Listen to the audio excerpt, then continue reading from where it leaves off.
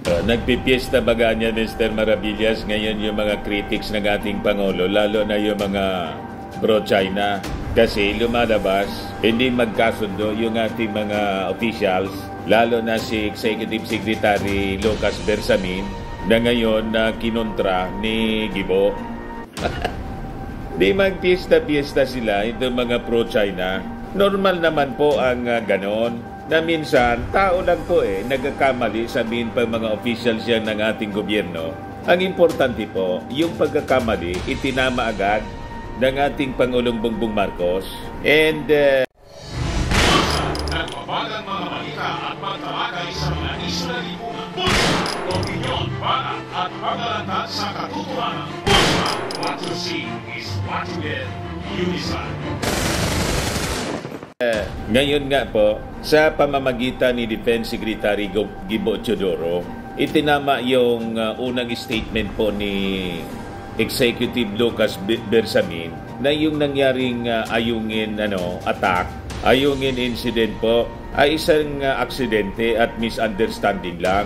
And in fact, matapos mga kababayan na makausap ng ating Pangulong Bongbong Marcos, yung mismong mga sundalo, hindi ba binisita niya with Defense Secretary Guibo, yung mga tropa natin sa Westcom, itinama niya kaagad yung naging unang statement po ni Lucas Bersamin na misunderstanding lang at aksidente yung nangyari, hindi sinadya. Sabi ng ating Pangulo, intentional niya, illegal yung ginawa ng Chinese Coast Guard sa ating tropa at matigas yung kanyang mga pahayag. Kailanman niya hindi tayo magpapaapi. Kailanman niya hindi tayo magpapaapi, sabi ng ating Pangulong Bongbong. So, hindi dinidi-escalate ng ating Pangulong Bongbong Marcos, kundi sinosustain niya yung paninindigan na ilalaban natin sa tamang pamamaraan ang ating sovereign rights. Madaling sabi, mali yung naging statement ni Bersamin.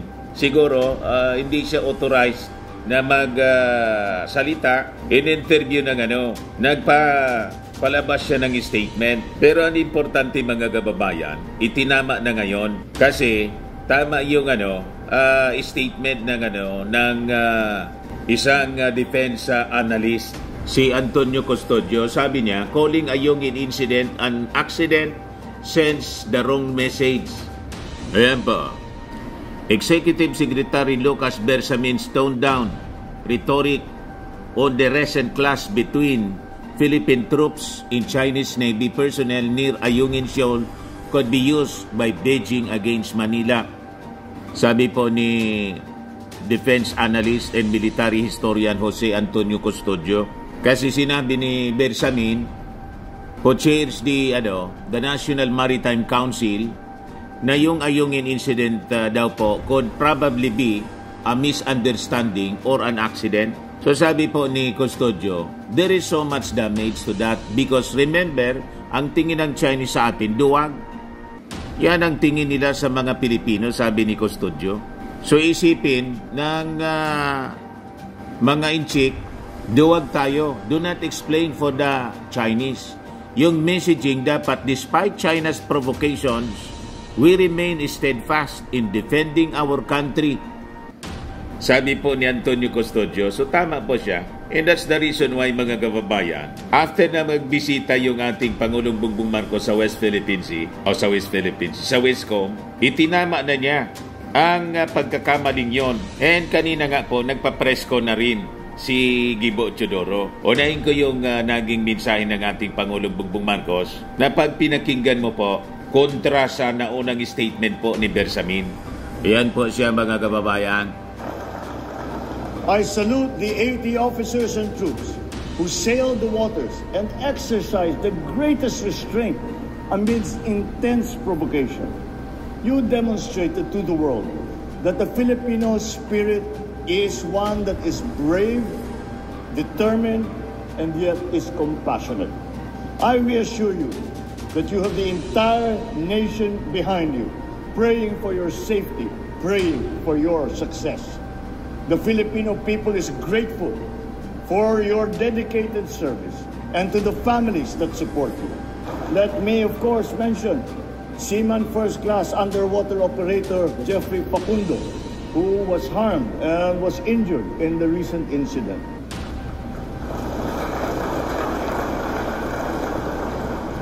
So as we award these medals... So unahin ko na muna itong statement mga kababayan kasi napakahalaga po ito. Galing sa business group. Yan po. Maliit kasi siya kaya hindi ko na babayan na ibigay sa inyo yung full story ng balitang yan. Click subscribe muna dito sa ating YouTube channel and hit the notification bell para lagi po kayong updated sa mga kaganapan dito sa ating bansa. Like and share na rin po ninyo ang ating video at huwag na rin po ninyo na skip yung ating mga commercial ads para tuloy-tuloy lang ang pag-unlad ng Bagong Pilipinas. Sa mga nagana po ng malinis and spacious fitness gym, pumunta lang po kayo sa aming Colossal Fitness Gym. We also offer Grab Car Rental with our brand new 2023 model ng Toyota Innova. We also accept booking for those who are planning to travel via PAL, Cebu Pacific, and other airline companies, local and international, and bills payment for Meralco Bills, Aleco Bills, PLDT, etc. Ang Colossal Fitness Gym is located at 3rd floor Security Bank Building, Lanco Business Park, Legazpi City, Albay. For inquiries, look for Gilon Maravillas, contact number 0966-802-0949. Yan po yung aming Innova. Lagi na pong matao sa amin.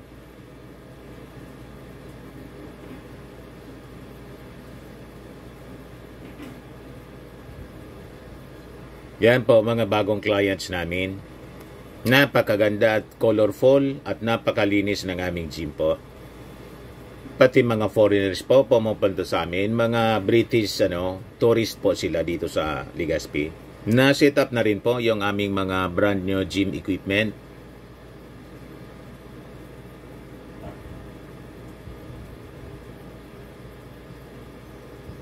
May treadmill na rin po kami.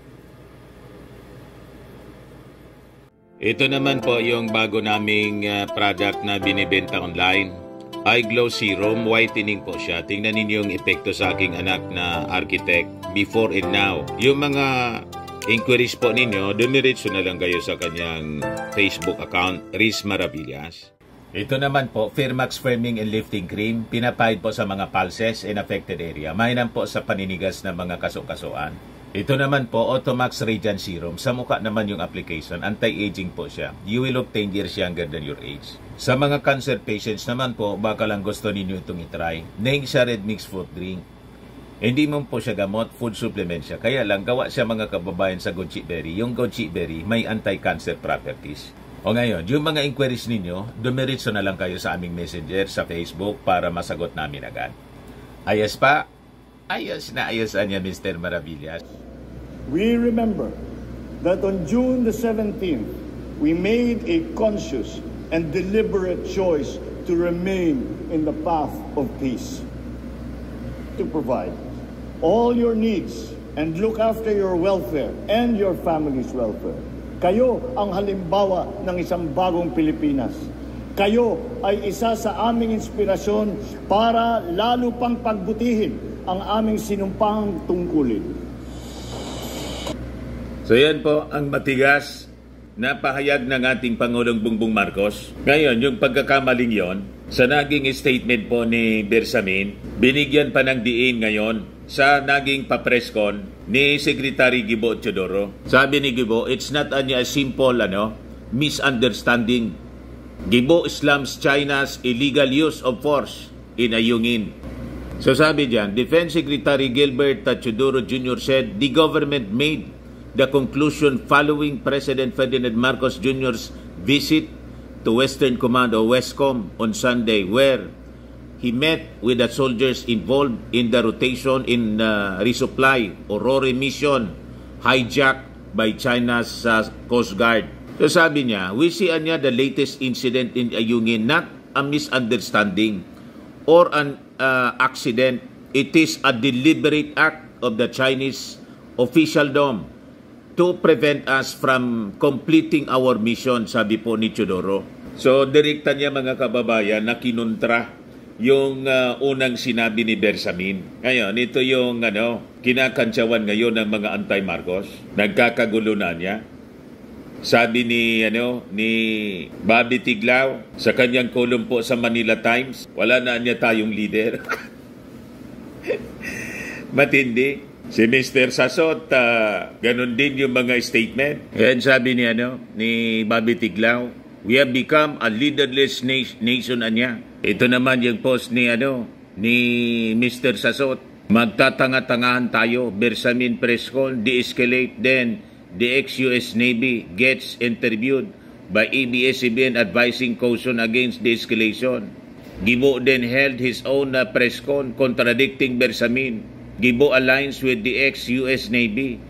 Magtanga-tangahan tayo not to know what is really happening. Magtanga-tangahan tayo like Aguinaldo.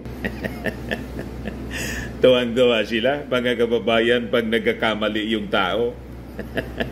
Wala man pong perfecto. No one is perfect in this world. We're just human beings. And to admit a mistake, mga kababayan, to admit a mistake is commendable pa nga po. Ang masama po, yung nagkamali ka na, pinanindigan mo pa yung pagkakamali mo, tulad ng pagpakulong kay Laila de Lima. After 6 years o 7 years nga po, napatunayan, nagawa-gawa lang yung kaso, nakalabas si de Lima ngayon, mga kababayan. At ang sabi ni de Lima, mananagot ang dapat managot, managot. Re-reach back si de Lima, mga kababayan. Yun ang mali, na yung mali, yung ang masama, na yung mali, alam na niyang mali, na-discover ng mali, pinanindigan pa yung mali. Di ba? Pero yung ating administrasyon, pag na-realize po na mali, tinatama. Kaya nagpa-press con po si Gibo at nagpalabas ng statement yung ating Pangulong Bongbong Marcos. So ito ang pagtatama sa kamalian po. Hindi karuwagan at hindi din po hindi nakakahiya yung pag nalaman mo, na-realize mo na mali yung unang mong ginawa, unang mong pinalabas na statement at itinama mo, hindi po yun nakakahiya. It is commendable pa nga kasi marunong kang tumanggap ng kamalian. May mga kasabihan tayo dyan, mga kababayan. Sabi nga, a man must be big enough to admit his mistakes, is smart enough to profit from them, and strong enough to correct them. Sa mga strong people lang po, and smart people, at totoong lalaki, man enough. Hindi tulad ni Mr. Sasot, na isang man, nagpapakilawalang woman. Di ba? Misrepresentation. Kaya tawag ko sa kanya para hindi malito yung mga tao. Mr. Sasot. Nakabihis siya ng pambabae. Pero tawag ko sa kanya, Mr. Sasot, kasi lalaki siya. Yung kamalian sa kanyang pagkatao, hindi niya ma-admit he's not man enough. He's not smart. He's not strong enough na akuin ang isang kamalian. Sabi dito sa kasabihan, mga kababayan, ulitin ko, basahin ko sa inyo. A man must be big enough to admit his mistakes, is smart enough to profit from them, and is strong enough to correct them. Ano pa ang kasabihan about mistakes? The secret of success lies in realizing one's mistake, understanding where one went wrong, and taking steps to rectify that mistake. Mga successful na tao, marunong kumilala ng pagkakamali. Kahit yung mga scientist po, ilang beses yung mga scientists and inventors na nagkamali. Some hindi lang 100 times, 1,000 times before nila na-discover yung tama. Di ba? Hindi lang sila tumitigil para ma-perfect yung kanilang invention. Mali-mali muna. Di ba? Ganun ang buhay sa mundo. Sabi ko nga, ang masama po, yung may namatay na 20,000 sa AJK na alam nating mali, ayaw tanggapin nilang mali. Pinaninindigan nilang tama. At ngayon, nakalabas na si Laila de Lima. Kaya sabi ni Laila de Lima, kayo ngayon ang mananagot sa mga kasalanan ninyo sa taong bayan. Isa lang po akong biktima. Libu-libong mga Pilipino ang pinaslang nila noong nakaraang madugo at peking war on drugs. Maraming pamilya ang naulila. Yung iba nga, hindi pinatay pero nabubulok naman sila sa mga kulungan dahil sa mali at baluktot na pagpapatupad ng batas. Isa po ako sa mga nakadanas niyan nang walang katuturang pagpapakulong. Nakalabas po finally. Pero nakulong siya for 6 years. Isang matapang na babae, di tulad po ni Pacquiao, ni Bantag, ni Tebes, ayun, nagtatago po.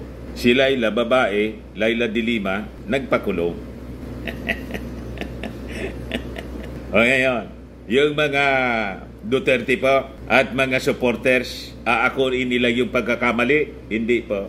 Paninindigan nila ang kanilang pagkakamali. Sasabihin nila tama. Yung husgado na yung nagsabi na mali kayo. Gawa-gawa lang yung kaso. You see? Inimbento lang. Pero ito po na naging pronouncement ni Lucas Bersamin na kinontra ni Gibo, pinalaki ninyo agad na mali-malian niya yung Palasyo Malacanang. Hindi kayo nagkamali. Buti nga yung Palasyo Malacanang, itinatama yung mali. Balikan natin yung kwento. Tungkol sa Rore, na sabi ni Lucas Bersamin, i-announce daw. Sabi ni, kinontra naman po ni Gibo, hindi niya i-announce. O diba? Ibig sabihin, yung ating mga security officials, kasi wala mang background na gano'n. Abogado, justice po siya, Supreme Court Justice. Iba naman yung expertise ng ating mga security officials. So, itong pagkakamali ni Lucas Bersamin, siguro, sir, next time, before kang huwag nagmamadali sa pagpapalabas ng mga statements. Sabi baga sa kanta, wise men say, only fools rush in. Only fools daw, yung mga mangmang ang nagmamadali palagi. So, anyway, hindi ka man matawag ng mangmang kasi Supreme Court Chief Justice ka nga po dati. Kaya lang, sabi nga po, pantas ka man at di lang paham, mayroon ka ring hindi alam. So, ipaubayan natin po itong pagdating sa mga security concerns. We have our security officials. Sila yung dapat na magsasalita. Ikukonsulta natin sa kanila kasi sila yung malawak yung pagkaunawa. Kanya-kanya tayong expertise. Di ba? So anyway, ganun talaga, nagkamali. So sabi ni Gibo, after our visit to our troops in Palawan yesterday, where the President personally talked to the troops involved in the Rore, we have come to a conclusion niya that it was not a misunderstanding or an accident. We are not downplaying the incident. It was an aggressive and illegal use of force. Meanwhile, Teodoro said the Philippines will continue in carrying out Rore mission on a regular basis but will no longer announce its schedule.